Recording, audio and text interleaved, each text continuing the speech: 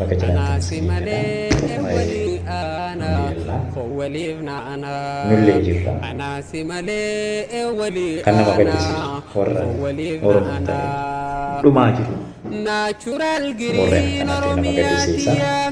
Haa ta'u malee warreen geemota taphattan warreen geema taphattan geematti beellama qabatanii jechuudha. Isii kaan otoo hin taane beellamatti qabatanii irratti viidiyoodhaan hojjechiiftanii irratti waliif hojjechiiftanii taphataa jirtan. Maa taphattanii otoo hin taane iyyuu taphadhaa garuu taphni hinuma jira. Maaliif jennaan akka irratti beellama geemiidhaan walii qabatan sana irratti beellama walii qabataa warreen biyya keessatti dhumaa jiran. Biyyoota adda addaa keessatti Oromoo ta'ee natti birmadhaa otoo jarri jedhanuu